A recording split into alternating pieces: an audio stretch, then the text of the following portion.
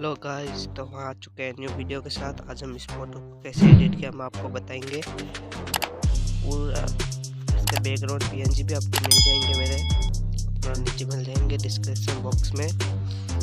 तो बिना किसी टाइम गुजारे हम चलते हैं अपनी वीडियो की तरफ और एडिटिंग करते हैं।